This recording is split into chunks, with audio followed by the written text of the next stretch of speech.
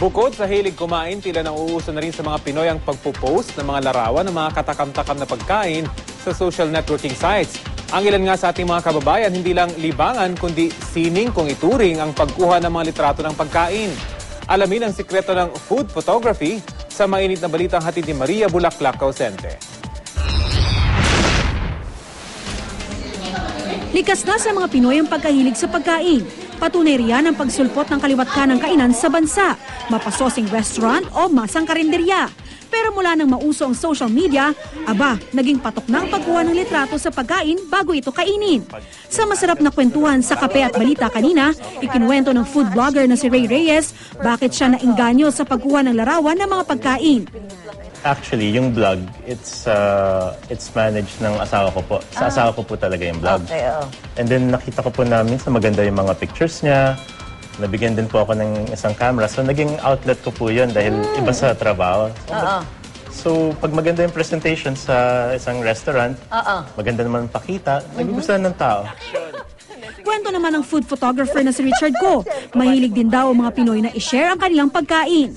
Kunyari, malayo kayo sa isa't isa. Doon naman sa social media nagkakasalo-salo. Bakit pagkain? Pagkain Yun yung nagiging trending... universal kasi ang pagkain. Lahat kumakain. Ang isang multimedia artist, ginawa na ng exhibit ang mga litrato na kanyang kinain nang bumisita siya sa Europa.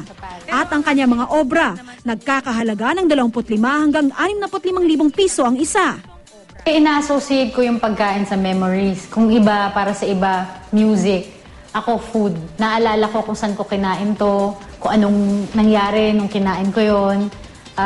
So, sa bawat biyahe na pinupuntahan ko, lagi kong pinipicturan yung kinakain ko. Bago pa nauso yung mga Instagram na pinipicturan yung pagkain, ako talagang automatic, sinushoot ko na yung kinakain ko. Madali lang daw matuto ng food photography, pero may ilang dapat ring isaalang-alang.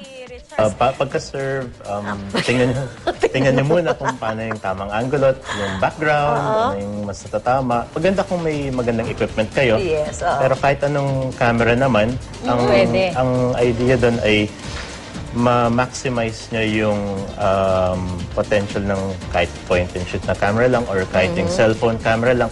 Merong magagaling na photographer, iPhone lang ang gamit tapos ilalagay lang lahat sa Instagram. Kailangan mo mag-invest kasi kakain ka.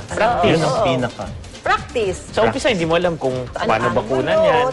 After a while, lighting. makikita mo na parang pagdating pa lang, alam mo na kung anong gagawin. Maria Bulaklak Causente, GMA News.